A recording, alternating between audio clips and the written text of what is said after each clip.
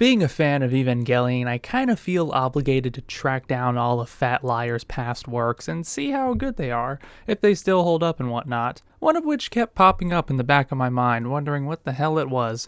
Nadia, The Secret of Blue Water, a 39-episode anime from 19... Wait, does this seem off to anybody? Like, quality-wise. I converted this to 1080p. Okay, I have a confession. I do own this on Blu-ray, but for convenience I downloaded a torrent. But now I want to compare the difference. Wait, what the hell? Now it's not playing my Blu-ray. I have all my codecs installed.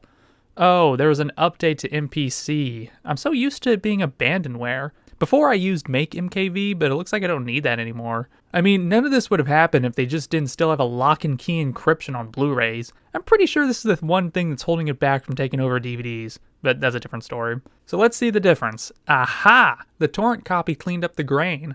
I guess this is just personal taste, but I prefer the grain. It does a better job at hiding the stills. But this was the most seeded torrent, so I guess that says something.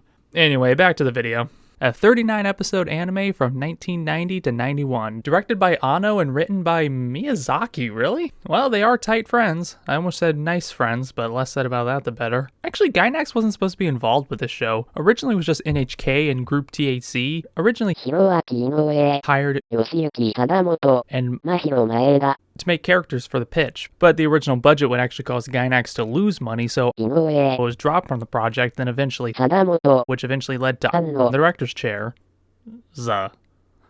I'll get there later. The story takes place in the late 1800s, that time period in history where Earth was still relatively undiscovered by Europeans, so stories of El Dorado, sea monsters, and dinosaurs in Africa were thought up. A young boy named Jean is living in France who just likes to make stuff and wants to be an inventor. That's his personality. And at the Paris Fair meets a young girl named Nadia and her pet lion. She doesn't know who she is or why and wants to find out, and what the hell the jewel around her neck is. You understood what I was saying.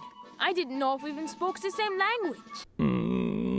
You fucked up. Who else wants to know? Our Team Rocket villains, of course. They want to capture the blue crystal because they're just evil like that. Leader Grandis and our two henchmen, Hansen and Sansen, kind of similar to the villains in an old anime called Time Boken, a show I don't think anyone in the West has ever watched. When Jean and Nadia are running away from the Grandis gang, they run into a great submarine, the Nadius, similar to the spaceship from Yamato. It's even commanded by Captain Nemo, yeah, the same from Jules Verne, and he looks like Global from Macross. Yeah, they're remixing everything from here, but they're also making their own. This is where you can see all of Gainax's traits, like strong crew with names and faces, saying things while turning their heads to Captain's commands, all while stuff goes on. They're planning to ram us, Captain. Commence evasive action. Captain, the rudder is not responding. All personnel evacuate to the port side. Brace for impact. Oh yeah, that's the action I'm here for. Actually, it's funny. I think it would be some steampunk with fantasy elements, but they just kind of give up and have future technology. So we have our episodic adventure while running away from the villains that are trying to capture Nadia. Actually, no. Team Rocket later joins the crew and has development. I didn't see that coming. So it's a fun, ongoing kids show with light-hearted adventures and...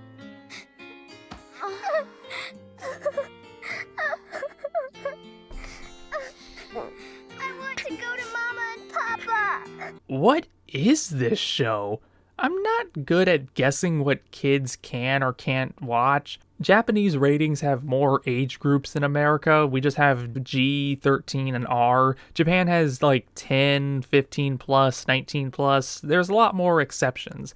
My guess is that this is probably PG-13, but they still have those slow moments like it's way more kid show. I find it funny that the kids just kind of run into the plot. It's like, hey, adults are trying to find the ancient civilization. What are you doing? Oh wait, you have the MacGuffin. Well, if it wasn't for the fact that you made a plane that fell into the ship that conveniently sunk into our sub, we would have never gotten the plot going. I kid though, this show is really fun.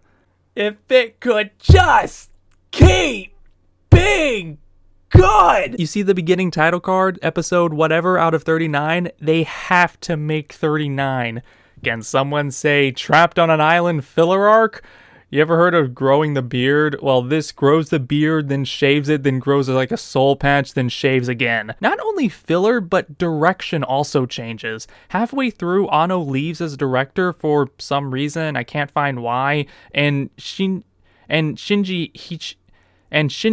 Shinji Hichikiko takes over. I'm just gonna use this type and talk, whatever. And you can kind of tell it gets a little too cartoony from what we started out as. Oh, we're trapped on an island for half the show. Half the show? Jesus! Okay, we meet up with some of the characters. Are we gonna get off the nope? We're setting up camp. Okay, we found some plot. Can we get it going? Nope. We're making a pit stop in an African tribe that just gets away with not being racist. And Nadia goes boy crazy. That doesn't ruin her character at all. I'm not gonna lie, I didn't really skip most of this because the best thing going for it is the characters. They're cute, and I don't really blame anyone if they want to see more of them. I kind of felt that way a little too, but sometimes it can get a little annoying. We get it. You've seen Thunderbirds. Yes, we need an episode where everyone sings. Not gonna lie, it was a little adorable for a minute, but then that timer ran out. Don't expect strong feminist message here, because these girls talk about nothing but boys. I mean, I get it. Nadia never had a family, so Grandis is kind of her mother figure and all, but do you have to do it like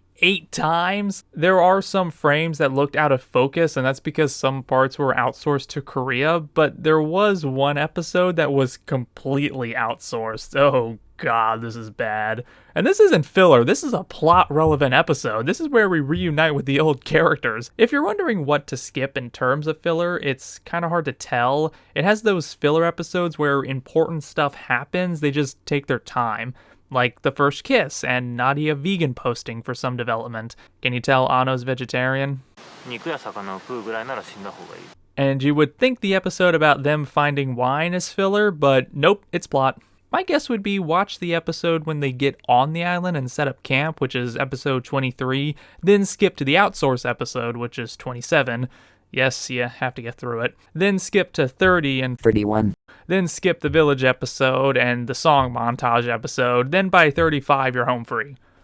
Oh, and 17's also filler. That's just my listing. If you really like the characters, which I can see why, there's no harm in them. Like, I don't think the first 2 beach episodes are really that filler because they're fun as hell. Like I said, it's well produced, you just know it's filler when they start making robots. Speaking of production, there's an English dub. Technically, there's 2. First one was done by Streamline, starring a lot of people. Wendy Lee, Jeff Winkless, name a few. It's okay, but they only dubbed the first 6 episodes. It was later picked up by good old ADV and dubbed to completion.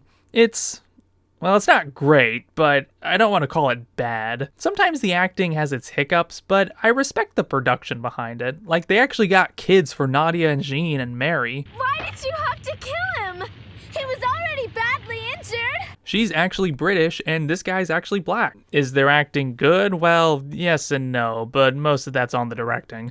I pray for the kids that had to say the same line over and over. They also had the idea to give Jean a French accent, and it's exactly like it sounds. The Eiffel Tower! Don't worry, the Stockholm Syndrome kicks in real quick. But a lot of people bring in some energy to it all. I love Grandis' acting, she's so energetic. They certainly are clever, but now they're getting away! Hey, stop them! And Nemo sounds badass too. The reason we fight this war is to prevent someone like you from having to fight and kill other people. Think about this. Streamline brought in actors we all heard before, and ADV went the extra mile and brought something new. The whole show is a new idea. A lot of this aesthetic and style was heavily used in Evangelion. In fact, Evangelion was planned to be a sequel in some way, but Gainax lost the rights and a bunch of money to the show, and it just never took off. They did make a movie sequel set 3 years after the show, and you don't need to see it. I didn't even want to see it. 25 minutes of it are just recaps. The plot involves aliens, and I have yet to see a good review on it. Apparently Gainax just made it for extra money, which it didn't bounce back, and they lost even more money. But they tried to gang some when they almost sued Disney. Yeah, Gainax threatened to sue Disney because they thought the movie Atlantis was kind of a ripoff. Surface level, I can kind of see where they're getting at. Some characters look similar. There was a MacGuffin Jewel. They're both heavy on side characters. But Nadia is a slow burn exploration into depression. Atlantis is more streamlined, money is bad story. In Nadia, Atlantis is more barren and sad, while Disney is very eco-tribal. They're definitely inspired, but I wouldn't say it's a ripoff. Although Disney's defense was really half-assed. Instead of just saying they were inspired, they just shoved it under the rug and said, oh, they have no idea what Nadia is. Like, Really? This isn't the first time they took from anime. Hell, this isn't even the first time they were defensive about it. Their film Raya obviously took a lot from Last Airbender, and Disney was just like, oh, we don't really like that show. Just admit you saw it. I actually think Blue Water has a better message than Atlantis. The villains are these obvious KKK-type Nazis calling themselves the Neo-Atlanteans, believing they're the rightful ancestors of Atlantis, while the Nautilus is a diverse group made up of people from all over the world. And they're supposed to be.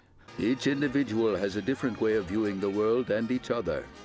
Sometimes this leads to fear of anything that is different from themselves, and fear usually turns to hatred. It's a nice moral for a kid's show. Would I recommend it for kids? Well, I can't really say. I don't have kids. I do want to say yes, but there are those moments that make you go, Watch it with your kids. I watched it with my sister, expecting some Proto-Evangelion and instead getting budget Pokemon. Nadia is good, but it's very rough around the edges. But it still has plenty of moments that make it feel worth it. Wait, don't be weird, don't be weird, don't be weird, no! 胸の奥のもどかしさどうすればいいの遠い夢が見えなくなったよつぶやいて空を見上げたら君との約束が眩しく映る